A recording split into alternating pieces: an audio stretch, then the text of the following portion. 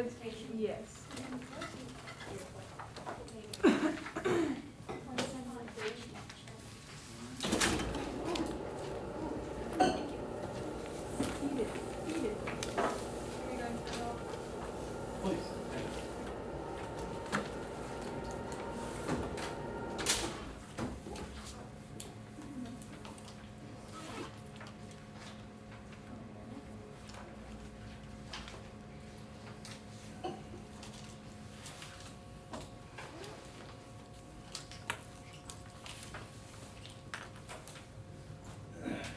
Back up just a little bit and kind of review what it was that we've talked about up to this point.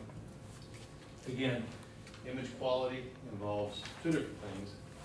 One is sharpness of recorded detail, which is where we're going today, and the other is visibility of that detail, which is what we've been talking about really for the last test and this test too. Really visibility has to do mainly with scatter cleanup and removing or making sure that either fog is not created, or if it is created, to keep it from hitting the image receptor and covering up the sharpness. And primarily what we do for that is to either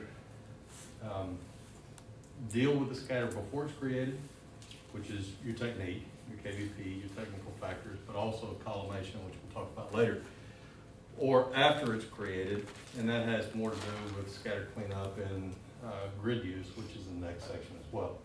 So primarily what we've been talking about so far has been technical factors.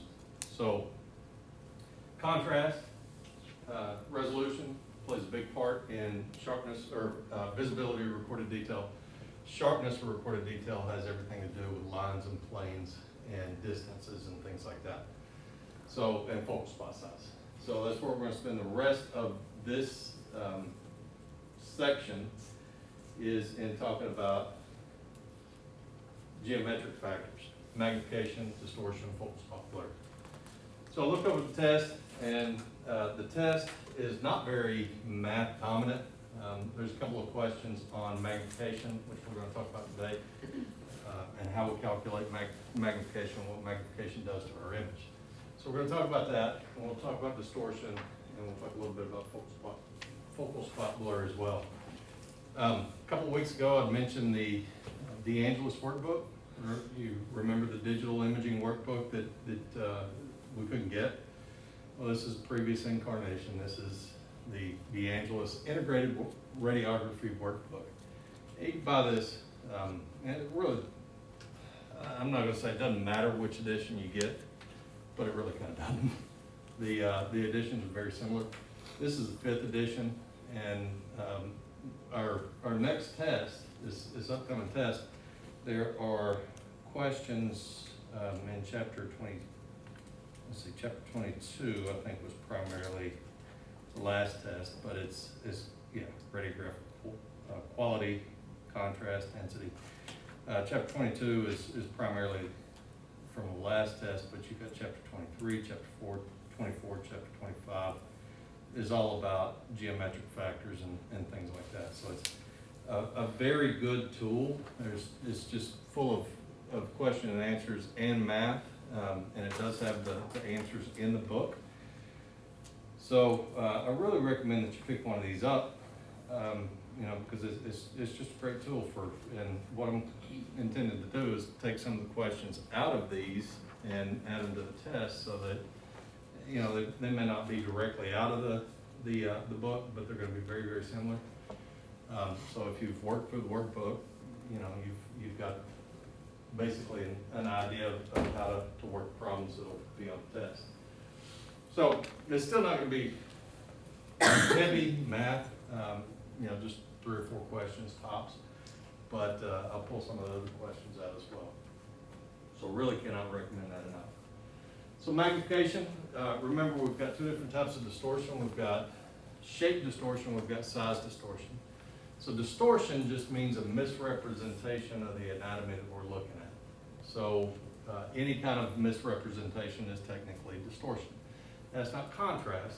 That's the size or the shape of of the object that we're trying to image.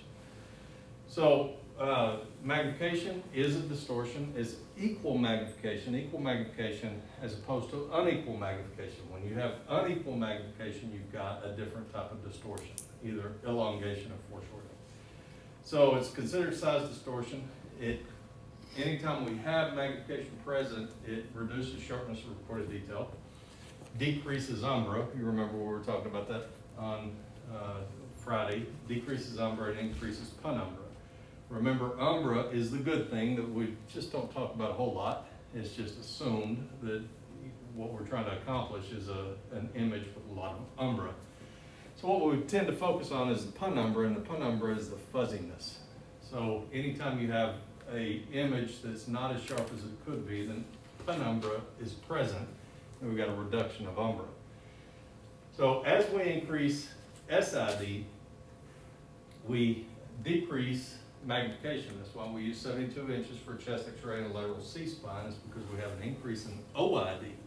Anytime we have an increase in OID, then we've got an increase in magnification and a loss of sharpness for reported detail. And we talked about how that could happen. Body position, lateral C-spine, we have to have an increase in SID, or it naturally comes with an increase in SID, so we have to increase our, back that up. Naturally, it has an increase in OID, so we have to increase SID to overcome some of that. So SID decreases the effect of an increase in OID, all right? And then object shape, we talked about that. If we have something that's cylindrical in shape, we can't get all of that object, or the thickest portion of that object, close to the image receptor, so we have a natural increase in OID, right?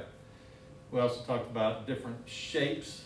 If we have triangular or pyramidical shaped objects, then it's best to put the broadest base closest to the image receptor. And we use the example of wrist bones. So we've got two different ways to calculate magnification.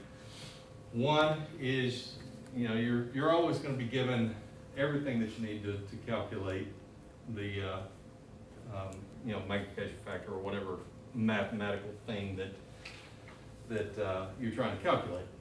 And if something's not there, then there should be an answer that says cannot determine from the information given, right? So two different ways. One would be image size over object size, and the other would be SID over SOD. And we talked about that. What is SOD?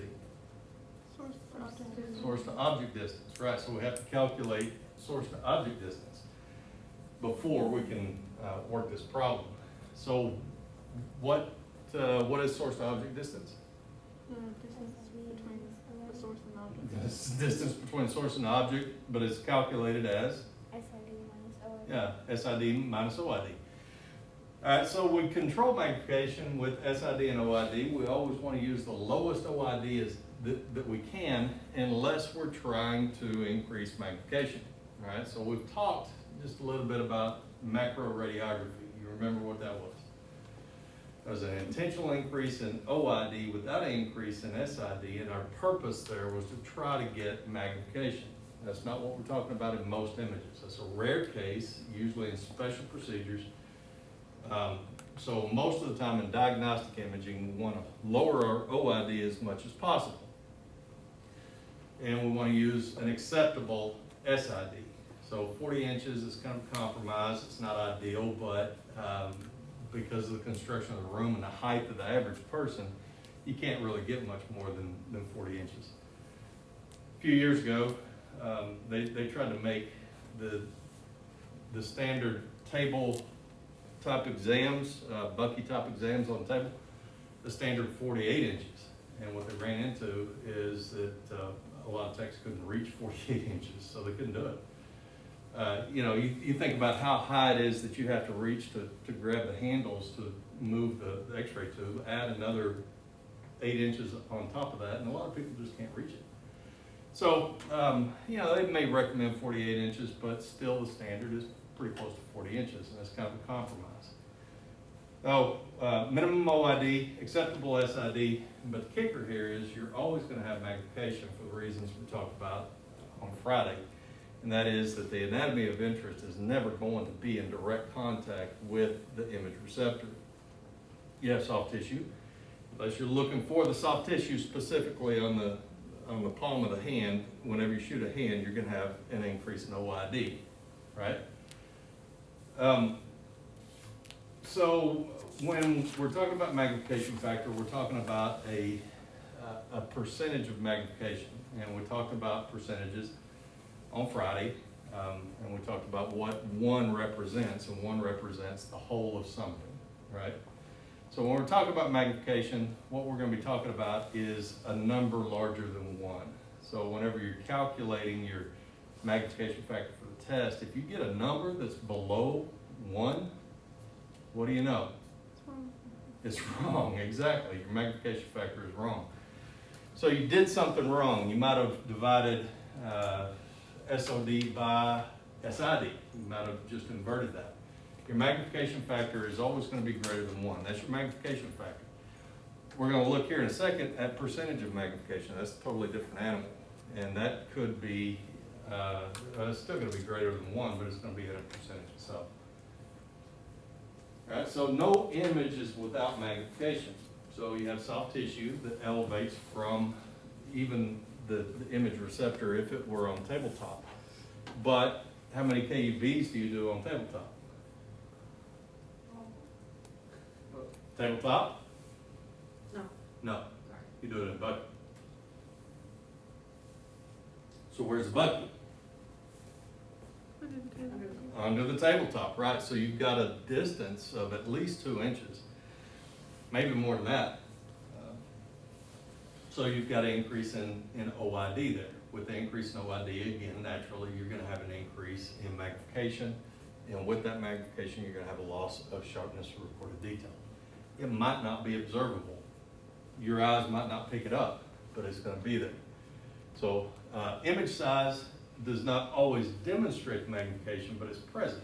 And what I mean by that is that, again, you might not be able to appreciate the amount of magnification, especially in your digital processing, because a lot of stuff goes into the display size of that image. It's not just OID and SID. All right, so have you ever taken an x-ray of something and it comes out on the screen and it's tiny? Ever done that? Yeah? Some of you have seen it and you just, aren't thinking about it, but it sometimes the size of the object on the display comes out very, very small. And sometimes that's because whenever you make an exposure, the computer has to try to figure out what you've done, right? So it measures the entire radiation field and it bases its the image size off of that radiation field. So let's say you shoot a finger and you shoot the finger, but your radiation field is much larger than the finger. You've got all this collimated field, 10 inches above the finger. The computer looks at that and they say, okay, well, I can see bone and I can see direct radiation.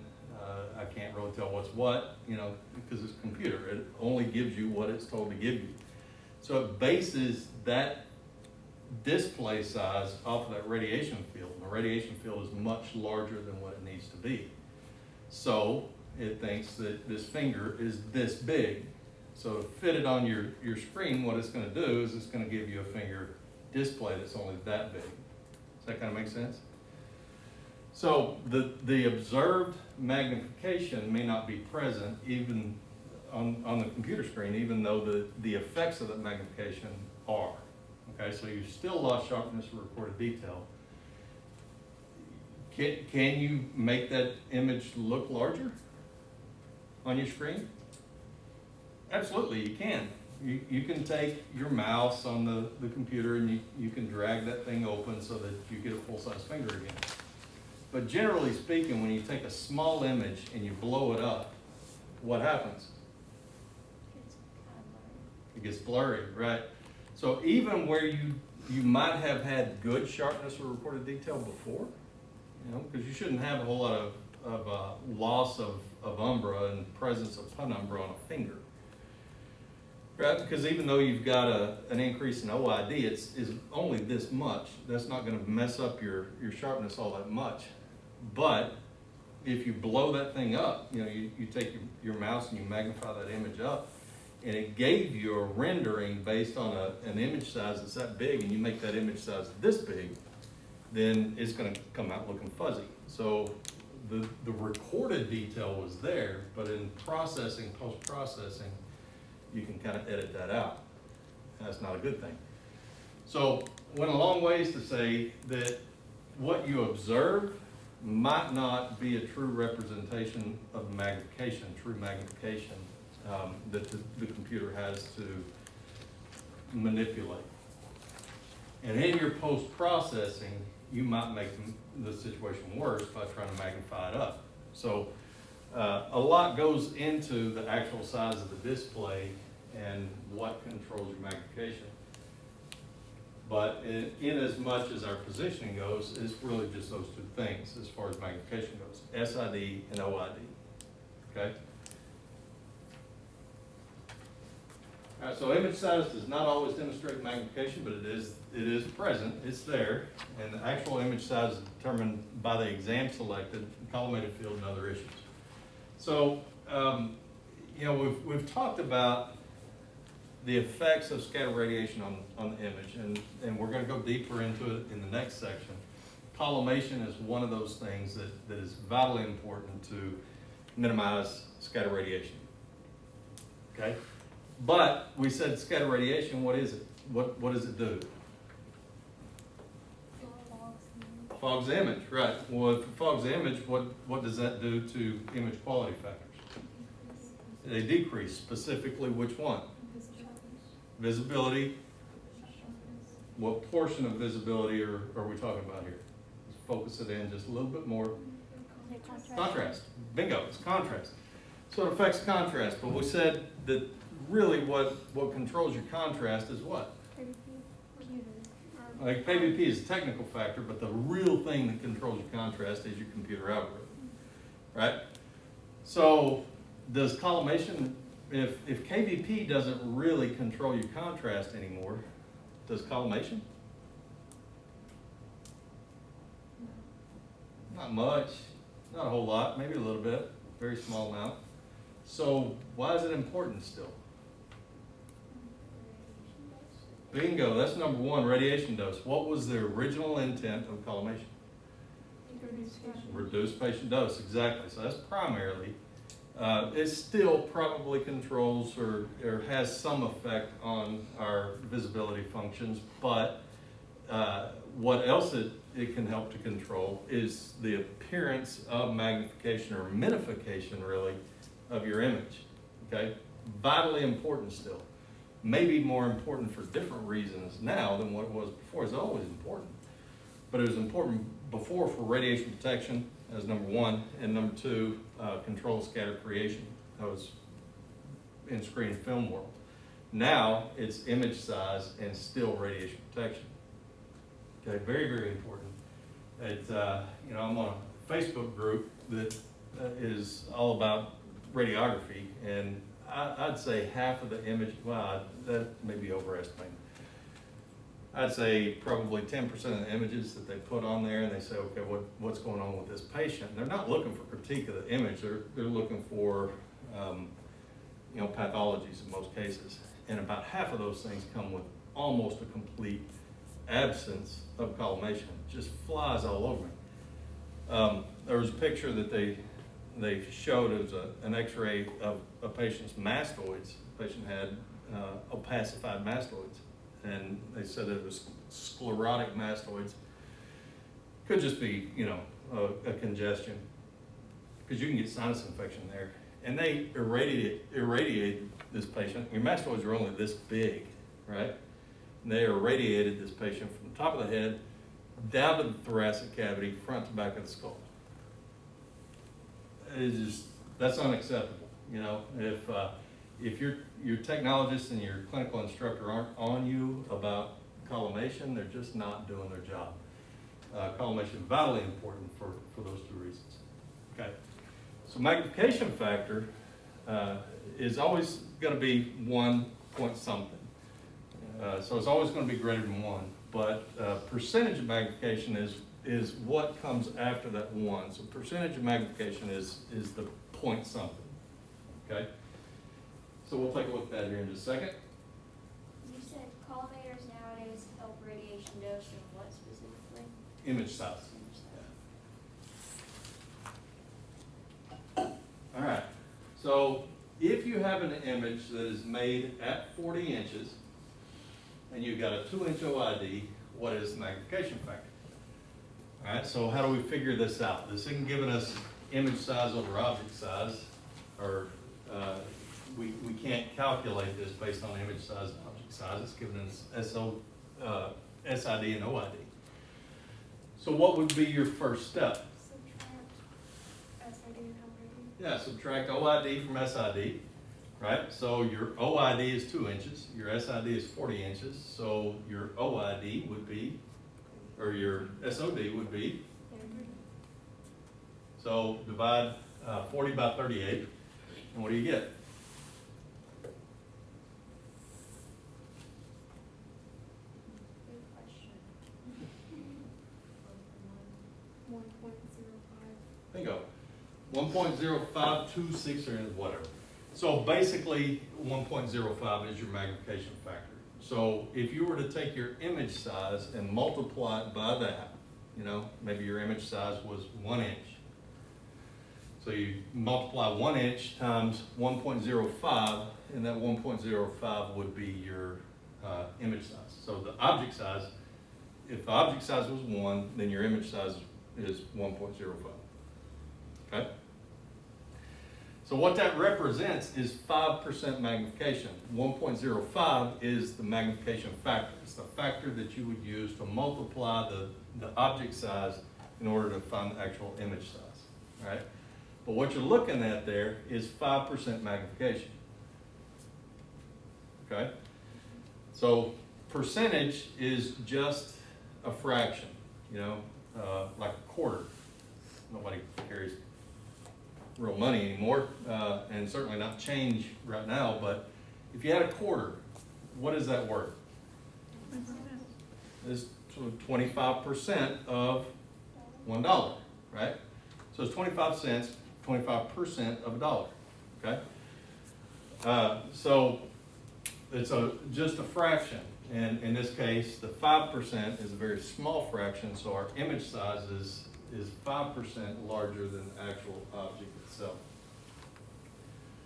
So how does this change with changes in SID and OID? All right, so if we change the SID, because we use an increase in the SID whenever we have presence of OID, increase in OID, right?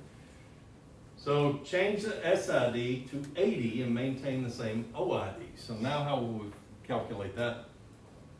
What would be our first step? Yeah, subtract that same OID, which was 2, from our new SID, which is 80, and then we're going to calculate that out, and that would be 1.025, so 2.5%. So what can we say about our magnification at 80 inches if our OID remains the same?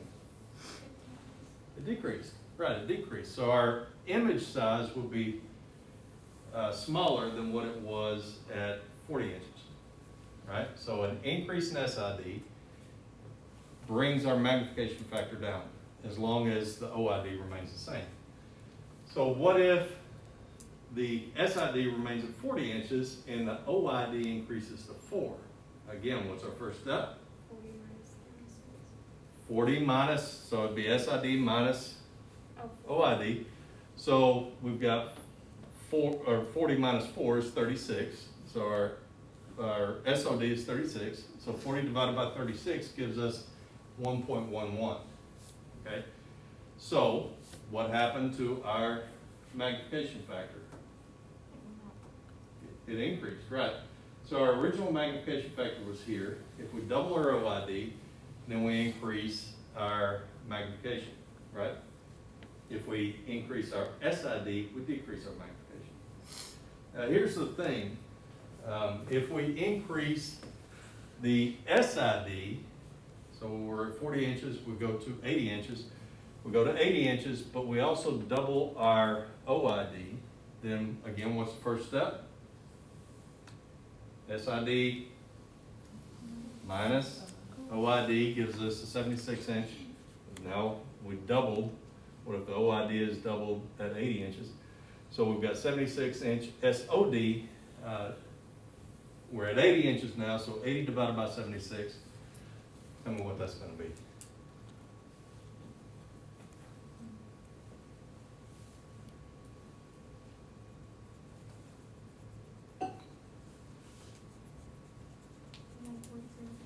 Yeah, it's exactly the same as what it was right there. Okay, so if you double your OID and you double your SID, every single time you can work this out with any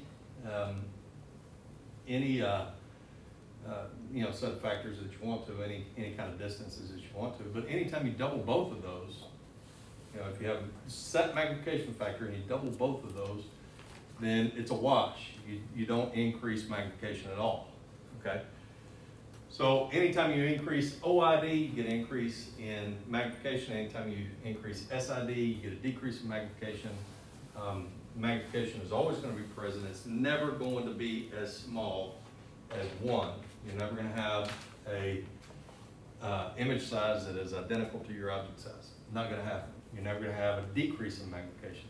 Only way that you can have a decrease in magnification is if your focal spot was so big that that radiation came in from 2 different directions and basically, gave you the appearance of a shrunken object. Okay. So our focal spots are very, very small. You just don't see that at all.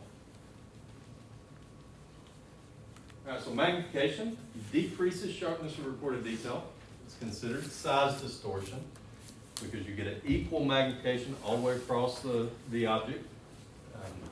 It increases as SID decreases, so it's inversely proportional to SID.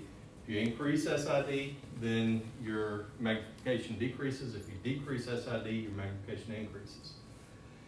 It increases as OID increases, so it's directly proportional, directly related to OID. If you increase OID, magnification increases. It increases penumbra, so anytime we have presence of magnification, we're going to have penumbra present. So we always have penumbra present. Even if we had no OID, for reasons we'll talk about later on, we're going to have penumbra present. It's just inherent in the way we create x-rays. It's affected by body habitus, body thickness, and body position. It's also affected by object shape. So usually when we're talking about magnification, the things that you want to look for is magnification and size distortion. All right? If the question only asks you about distortion, chances are it's not talking about magnification. It's talking about unequal magnification. So it's misrepresentation of the part in a lot of different dimensions. With magnification, you get misrepresentation of only the size of the part, but with distortion, true distortion, shape distortion, then you get a misrepresentation of the anatomy in pretty much every way. So it can have to do with central ray issues and angulations. So anytime we angle the central ray, we're going to have most likely some sort of distortion. It can also happen with off-centering. It can happen with image receptor issues whenever the image receptor is not perpendicular to the central ray, because then again, effectively, we've got angulation, and that often gives us elongation. It can also be misalignment of the part. So if your part is tilted, the anatomy that you're looking at is tilted, then you're going to get something that some sort of distortion. And most of the time we're going to attribute that to foreshortening, but there's some positions that give you the kind of the illusion of elongation, and we'll take a look at that here in a minute. Then we've got object shape as well. All right, so I can't really demonstrate all of this, but it all kind of follows the same thing. I can demonstrate a couple of them. Angulation's a little bit tough, but I'll show you a way that you can kind of see it here. All right, so if the anatomy is parallel to the image receptor and perpendicular to the path of the X-ray beam, then I might have some magnification present, but magnification is going to be equal, right? So I've got maybe some size distortion, but not really shape distortion. Shape distortion occurs whenever we've got a misrepresentation of the shape, all right? So if I've got tilted anatomy, what can you say about the end of this thing that's closer to you? Okay, the entire length of it appears shorter, so that's one observation. What can you say about that end down there compared to right here? It's magnified, right? Is this end really magnified? It didn't change, right? So our OID remained the same, so I don't really have any magnification down here. I got magnification down there, so I've got unequal magnification, right? In addition to that, what do the ends of this thing look like on the shadow? Yeah, they look pretty flat. Once I tilt it up, what does the end down here look like? Round. Yeah, it's round. Is it round? Okay. So total misrepresentation of the anatomy, right? Because of the tilted part. We get unequal magnification. We get magnification of the end that's furthest away from the image receptor. We don't really have magnification on the side that's closest to the image receptor, so it's unequal magnification, and it's a distortion of the appearance of the anatomy. All right, so angulation, again, is a little angulation of the central ray, and the image receptor is a little bit harder to demonstrate. Because, I just don't have a good way to tilt that. Do I have a flashlight in here? I do. Okay. Okay, that actually works good. All right, but just kind of taking them in order, or out of order really, off-centering. All right, so how does your X-ray beam come out of your collimator housing? Is that? Perpendicular, should be perpendicular to your image receptor, but it comes from just a very small pinpoint source. All right, so do you image with that very small pinpoint size X-ray beam? No, so it's got to do what? It's got to diverge, it's got to spread out. All right, so the center of that central ray, where your crosshairs are, should be as perpendicular in every dimension as possible, just that one point. But any point outside of that utilizes that divergent central ray. All right, so right dead square in the middle is really the only point that is truly perpendicular. Everything outside of the center of that central ray is at an angle. Does that kind of make sense? That angulation gets worse at decreased SIDs. All right, I'll take a look at that here in a second. But if I were to take my anatomy and stick it right in the center of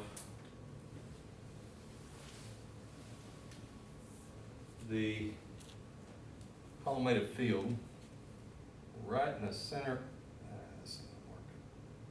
Right in the center of, that's not gonna work at all.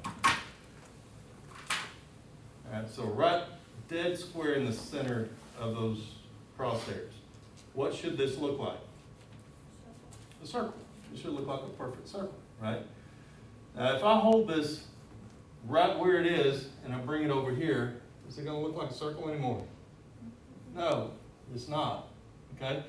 So because our central ray diverges and it comes out of the collimator housing and is not perpendicular all the way across, if you off-center, if you don't have the anatomy of interest right in the middle of your image receptor, you get some distortion, right? So we have a perfect circle here, right?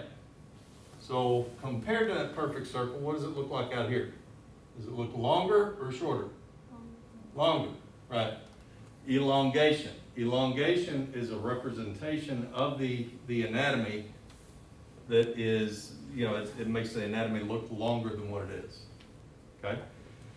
So elongation usually occurs because of angulation of the central ray or angulation of the image receptor. So we're going to try this. I don't know how well this is going to work. We got a good circle, right? We got a good circle now? No. Okay? So if you angle your central ray or your image receptor, what you're going to wind up with is elongation almost universally. All right. Now,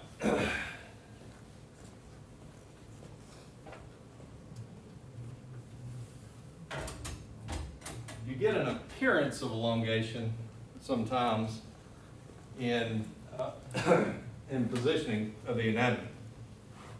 So an AP of the pelvis looks like so. All right. So as I oblique the patient, what happens to the appearance of the downside ilium?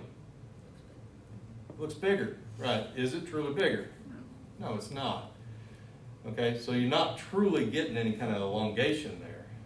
And some of your evaluation criteria, like for the chest and whatnot, if you have rotation on, let's say you're shooting an AP chest on a patient, portable chest, and the patient is not, perpendicular, the mid-sagittal plane's not perpendicular, it's rotated, then what happens to the ribs on the side closest to the image receptor? They look longer, right? But are they truly longer? No. No. So sometimes your evaluation criteria is a little bit squirrely. For the appearance of the ribs, remember the ribs come all the way to the spine in the back, but not in the front. And as you oblique, and what you get is the appearance of elongation. Okay, for evaluation purposes, they look longer than what they should, so it appears to be elongation. It's not truly elongation. Right? What we had was foreshortening, and what we did was we put that anatomy more parallel to the image receptor, and it became less foreshortened, kind of elongated, so to speak. All right, so that's not the same thing. Where we're looking at foreshortening is instead of this, right? So we can see the relative frontal view of the iliac bone. As we rotate in the opposite direction, what happens to it? Not this one, that one. Shorter. It's shorter, it's smaller, it's truly foreshortened, right? So most of the time, your positioning errors, most of the time, are going to involve foreshortening, positioning of the central ray, either on the anatomy or away from the anatomy, or angulation of the central ray, angulation of the image receptor is going to cause elongation. Foreshortening, mispositioning of the anatomy. Okay?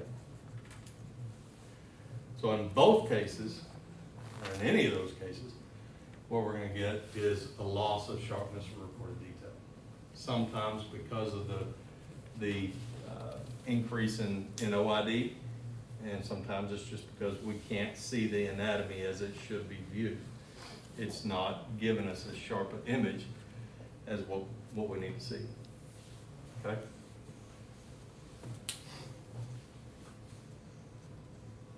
So just a graphic showing we've got if we've got a tilted object, then what we're going to have is foreshortening as opposed to an angulation of the central ray. Even if the X-ray tube is not angled, then we're still going to have, because of the divergent central ray, we're still going to have elongation. So, let's think back to last semester. When we were talking about, the true long bones in the extremities. What did we say that we had to have in our image receptor placement for humerus, forearm, leg, femur? What do we have to have? What's that? Okay, I'm not hearing. An increased SID? Okay, increased SID is one way to overcome it, but what we had to have was an image receptor that was longer than the anatomy, right? For the tib fib, what do? Put it diagonally, right? Because what we need is 2 inches of image receptor proximal and distal to the anatomy. Why is that? It's because of this right here. Our angulation, our central ray is only perpendicular here. Effectively, we've got an angulation on the central ray out this way, right? And same thing out here. So if our image receptor was just as long as our anatomy, our image receptor would come to right here, right?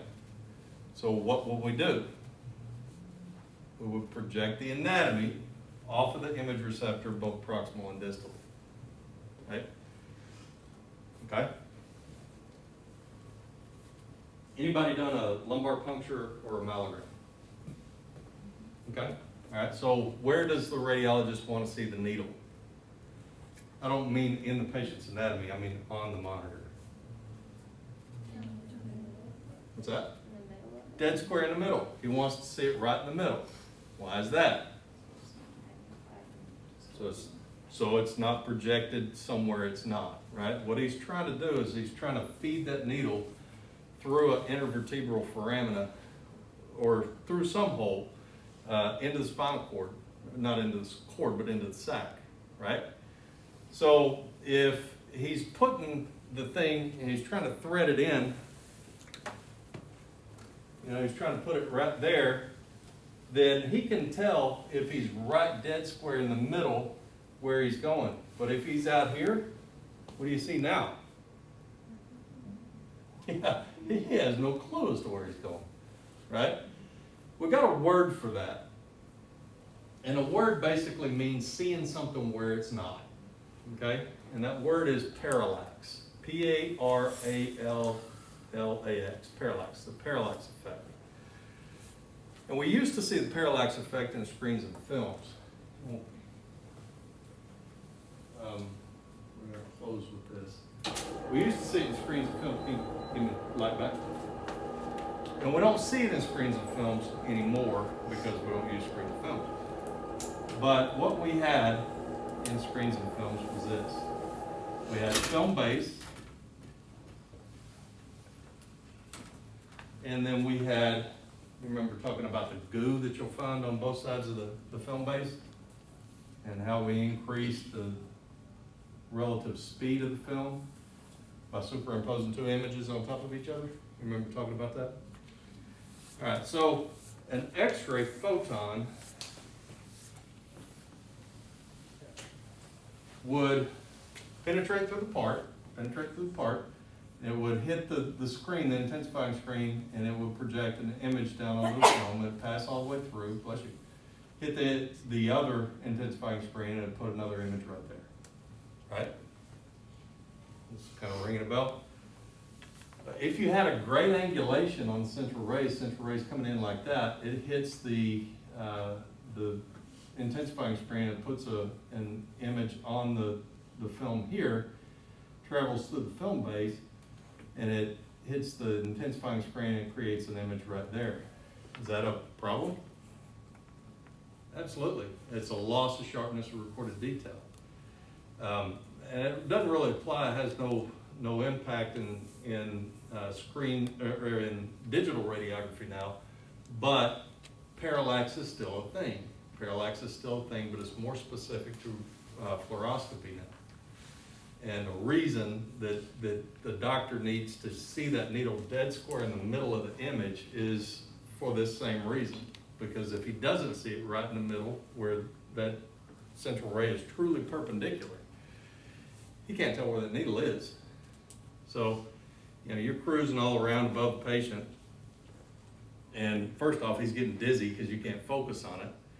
And secondly, if you're not showing him the needle in the middle of the image, you can't do anything until you do, right?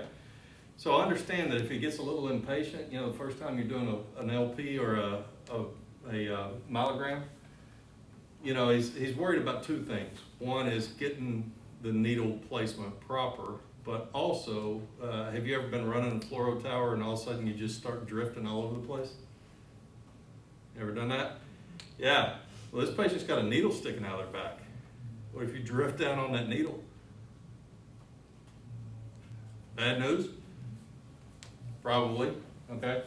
So, you know, sometimes your radiologists get a little crunchy, you know, for reasons that you, oh, come on, man, relax. I'm doing my best. Well, sometimes your best, you know, is, I understand you're doing your best, but sometimes your best might hurt the patient. So, play around with the machine and kind of get used to the machine, and run the table through the fluoro tower, right? Keep the fluoro tower still and then move the table back and forth, because sometimes you get kind of confused. You know, the doctor says bring the patient down a little bit and you push the wrong button and it goes in the opposite direction, okay? So the best thing that you can do is play with the equipment before you get into an exam like a LP or a myelogram, to make sure that you know how to manipulate the equipment, and so that you don't do that drifting thing, so that you can figure out how to put the center of the anatomy right dead square in the center of the screen, in the center of the image receptor, okay?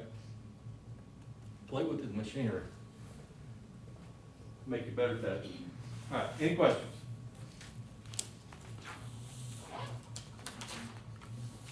All right. Well, then y'all have a good weekend.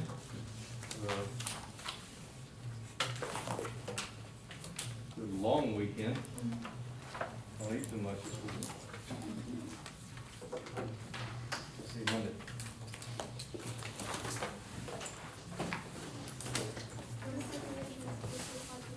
It's this orange looking thing. Where do you get it? You get it off Amazon.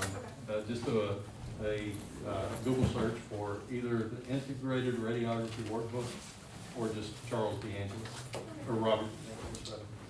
Robert DeAngelis. And you usually find a used one for, you know, not a bad price.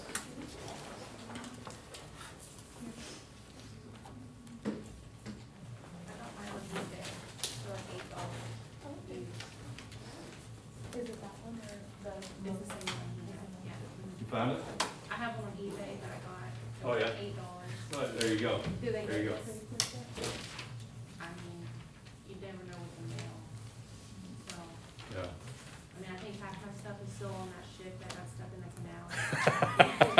In the Suez Canal.